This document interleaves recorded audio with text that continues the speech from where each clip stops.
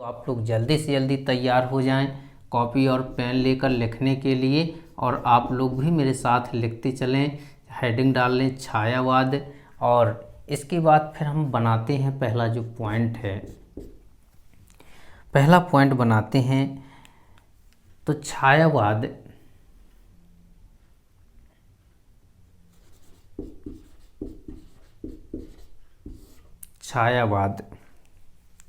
शब्द के प्रथम प्रयोगकर्ता, छायावाद शब्द के प्रथम प्रयोगकर्ता कौन है जी? आपके सामने प्रश्न है एक। इसके बाद डॉक्टर नगेंद्र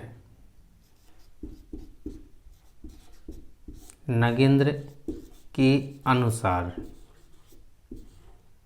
डॉक्टर नगेंद्र के अनुसार क्या करना है? परिभाषा लिखनी है किसकी? छायावाद की। इसके बाद फिर हमें अगला पॉइंट बनाना है, तो लिखना है डॉक्टर रामकुमार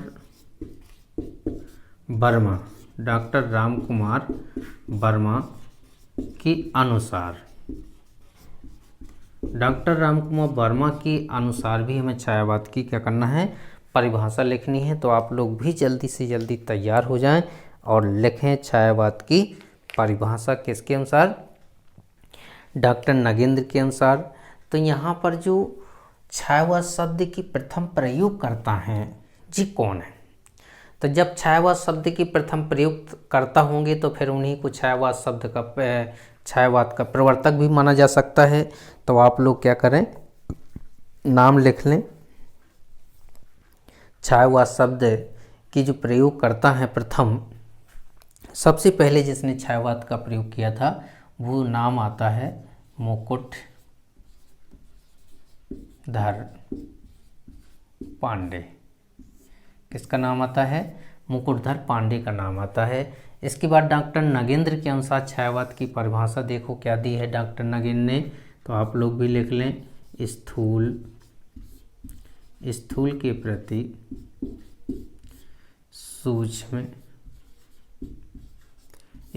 प्रति सूक्ष्म के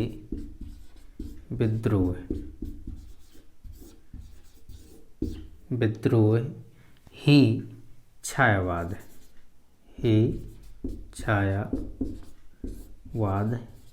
है।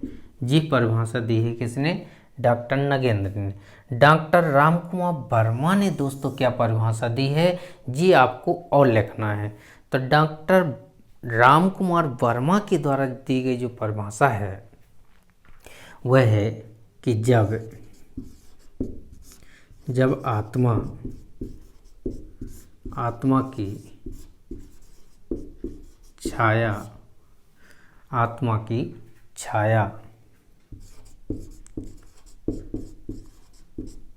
परमात्मा में और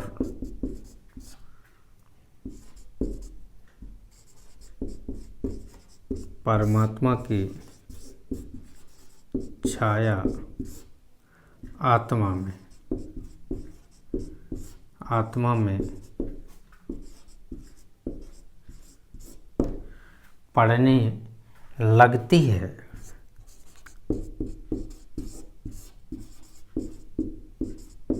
तो वही छायावाद है।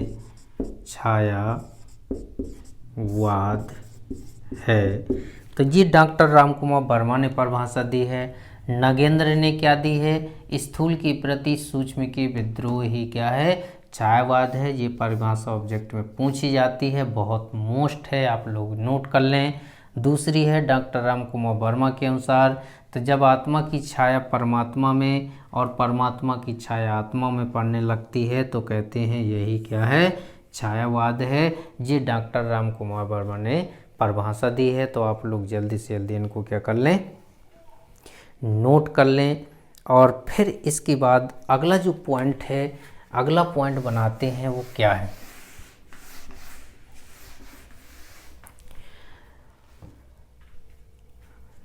अगला जो पॉइंट है आपका, तो लिखते हैं छायावाद के प्रवर्तक कौन है। छायावाद के प्रवर्तक पूछे जाता है तो कौन है, ये आपके सामने प्रश्न है। फिर इसके बाद लिखते हैं छायावादी काव्य की त्रयी कौन कौन से। ये प्रश्न भी क्या किया जाता है, परीक्षा में अधिकतर पूछा जाता है। तो छायावाद के जो प्रवर्तक हैं, प्रवर्तक में आप क्या लिखेंगे, जयशंकर प्रसाद लिखेंगे। जयशंकर प्रसाद का नाम आता है छायावाद के प्रवर्तक में। और छायावाद की जो त्रयी है, त्रयी का मतलब दोस्तों 3 होता है, त्रयी मतलब 3। तो ये 3 प्रमुख आधार स्तंभ पूछे जाते हैं। तो क्या लिखोगे यहाँ, प्रसाद का नाम आ जाता है, और पंत का नाम आ जाता है, और निराला का नाम आ जाता है। प्रसाद, पंत, निराला जी छायावाद के क्या कहलाते हैं, त्रयी कहलाते हैं। मतलब प्रसाद से जयशंकर प्रसाद, पंत से सुमित्रानंदन पंत हो गया, और निराला से सूर्यकांत त्रिपाठी निराला हो गया। जयशंकर प्रसाद, सुमित्रानंदन पंत और सूर्यकांत त्रिपाठी निराला जी। प्रसाद, पंत, निराला जी जो तीनों कवि हैं, जी छायावादी काव्य धारा के क्या हैं, त्रयी के नाम से जाने जाते हैं। और छायावाद के प्रवर्तक पूछे जाएं तो आपको जयशंकर प्रसाद लगाना। छायावादी काव्य की 4 विशेषताएं लिखनी है, तो आपको जल्दी से क्या करना है, उत्तर डालना है। आप लोग उत्तर डाल लें, और उत्तर में डालने के बाद फिर लिखना है छायावादी काव्य की 4 विशेषताएं।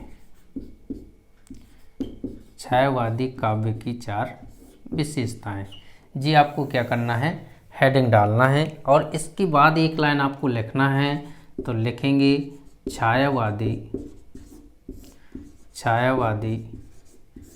काव्य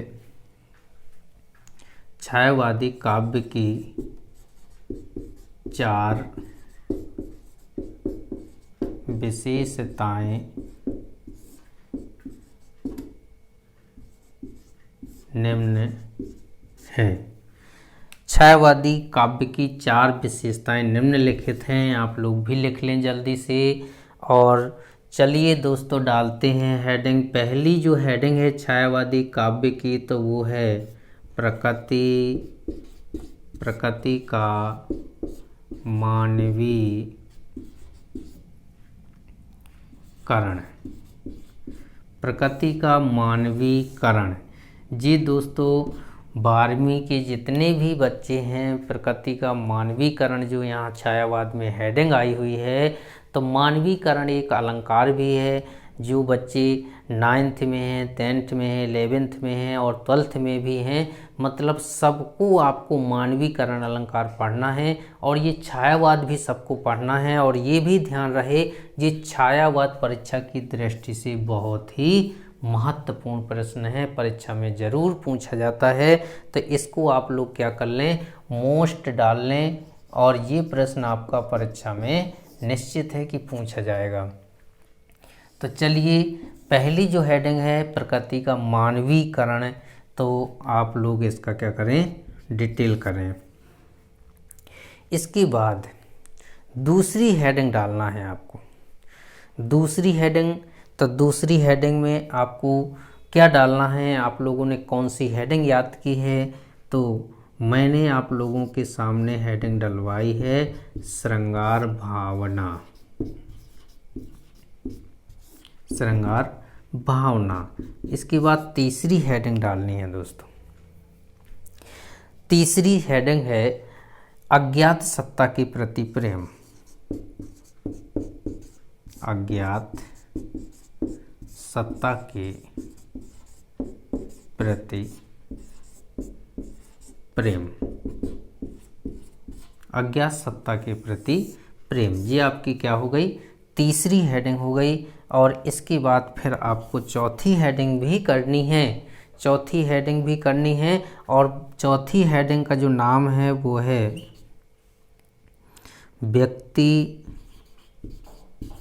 व्यक्तिवाद की प्रधानता, व्यक्तिवाद की प्रधानता। ये आपकी कह दें छायावादी काव्य की चौथी विशेषता है, व्यक्तिवाद की प्रधानता। इसके बाद फिर हमें लिखना है, पांचवी हेडिंग डालते हैं। तो पांचवी जो हेडिंग है आपकी वह है नारी के प्रति नवीन भावना। तो ये आपकी क्या हो गई, 5 हेडिंग हो गई दोस्तों। अब चलिए जल्दी से जल्दी आप लोग क्या करें, हेडिंग डालें। अब डिटेल देखें कैसे करना होता है। तो हमने कह दिया प्रकृति का मानवीकरण, पहली हेडिंग। तो हम लिखेंगे छायावादी कवियों ने अपनी कविताओं में प्रकृति का मानवीकरण के रूप में वर्णन किया है। आपको कोई समस्या डिटेल करने में आपको कोई समस्या है, यदि समस्या है तो ज़रूर मुझे एक बार कमेंट बॉक्स में लिख कर के मैसेज भेजें कि कौन सी हेडिंग आपको परेशान करती है। इसके बाद श्रृंगार भावना। तो देखिए श्रृंगार रस, आप सब परिचित होंगे श्रृंगार रस से।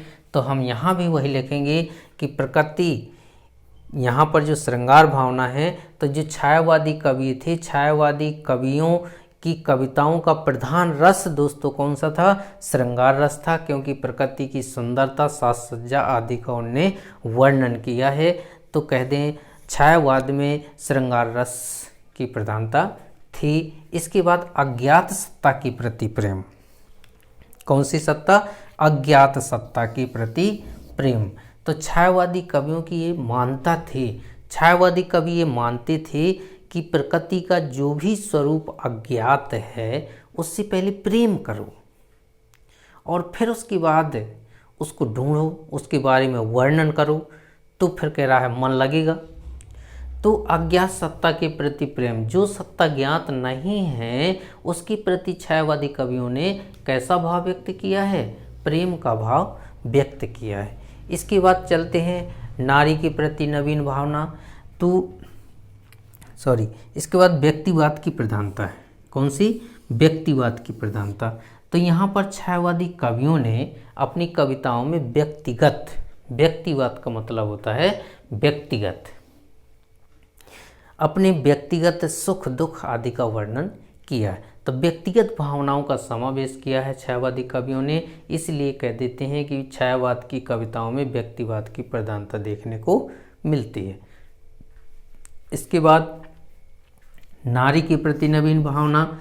तो नवीन भावना किसके प्रति है, नारी के प्रति। अब हम कहाँ आ गए, छायावाद में आ गए। इसके पहले रीतिकाल में चलते हैं दोस्तों। रीतिकाल आपने पढ़ा है अभी, रीतिकाल। तो रीतिकाल में नारी के प्रति कैसी भावना थी छाया, और छायावाद में नवीन भावना आ गई। मतलब छायावाद में कुछ अलग भावनाएं हैं और रीतिकाल में कुछ अलग थी। तो छायावाद में नारी को किसका रूप दिया गया है, देवी का रूप दिया गया है, देवी का रूप दिया गया है। मतलब छायावादी कवियों ने नारी के देवीय या दैवीय रूप का वर्णन किया है। या फिर कह दें कि छायावाद की जो नारी है वो रीतिकाल की नारी से भिन्न है। रीतिकाल की नारी शोषण की वस्तु मानी जाती थी, लेकिन छायावाद की जो नारी है उसे देवी का रूप दिया गया है, अर्थात उसकी पूजा अर्चना आदि का महत्व किया गया है या आदि का वर्णन किया गया है। तो कह दें कि जो छायावाद की नारी है उसे देवी का रूप दिया गया है, उसकी पूजा की गई है, उसकी स्तुति की गई है, उसकी वंदना की गई है। तो इस प्रकार से कह सकते हैं कि छायावाद की नारी रीतिकाल की नारी से क्या है, भिन्न है। तो ये आपकी क्या हो गई, हेडिंग हो गई, और इनका डिटेल भी आपको इसी तरह से करना है। तो जल्दी से जल्दी आप लोग क्या कर लें, छायावाद की ये 4 विशेषताएं लिख लें और उनका डिटेल भी कर लें। प्रश्न आपके सामने है और प्रश्न कह रहा है कि छायावाद की 4 कवि और उनकी रचनाएं लिखिए दोस्तों। तो चलिए एक तरफ हम डालते हैं छायावाद के कवि, तो आप लोग भी जल्दी से डाल लें छायावाद के 4 कवि। छायावाद की 4 कवि और आगे कह रहा है रचनाएं भी लिखना है। क्या लिखना है? रचनाएं भी लिखना है। तो छायावाद की 4 कवि और रचनाएं, आप लोग भी क्या करें, हेडिंग डाल लें।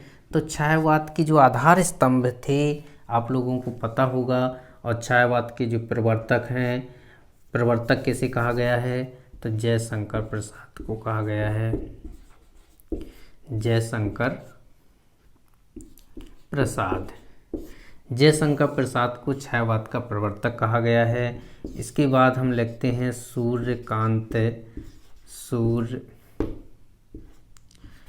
सूर्यकांत त्रिपाठी, निराला का नाम आता है। तो सूर्यकांत त्रिपाठी निराला का नाम भी आप लोग लिख लें। इसके बाद फिर जो तीसरा नाम है वह नाम आता है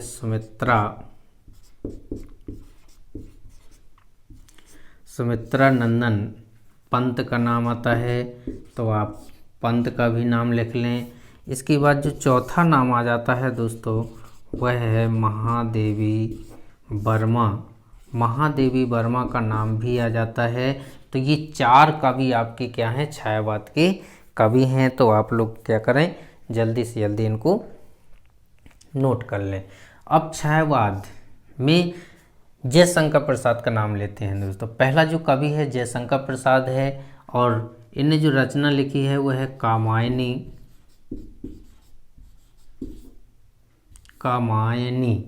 ये जो रचना है कामायनी, ध्यान देना ये पूछी जाती है, बहुत ही मोस्ट रचना है। पूछी जाएगी कामायनी किस युग की रचना है, तो आपको बताना है छायावाद की है। और ये किस प्रकार का काव्य है, तो आपको बताना है महाकाव्य है। और कामायनी के जो लेखक हैं वो कौन है? जयशंकर प्रसाद हैं, ये आपको बताना है। कामायनी के बाद फिर जो दूसरी है रचना वह है आंसू है और लहर है, और इसके लहर है और इसके बाद झरना भी है दोस्तों। तो ये क्या है? जयशंकर प्रसाद की कविताएं हैं। किस युग की हैं? छायावाद की है। सूर्यकांत त्रिपाठी निराला, कितना अच्छा नाम है सूर्यकांत त्रिपाठी निराला। तो इनकी जो रचना है वह है परिमल। इसके बाद गीतिका भी है और तुलसीदास। तो इसमें से तुलसीदास रचना जो है ये पूछी जाती है किसकी रचना है? तो ये सूर्यकांत त्रिपाठी निराला की रचना है। इसके बाद सुमित्रा नंदन पंत का नाम आता है। किसका नाम आता है? सुमित्रा नंदन पंत का नाम आता है। तो हम इनके नाम में लिखेंगे पल्लव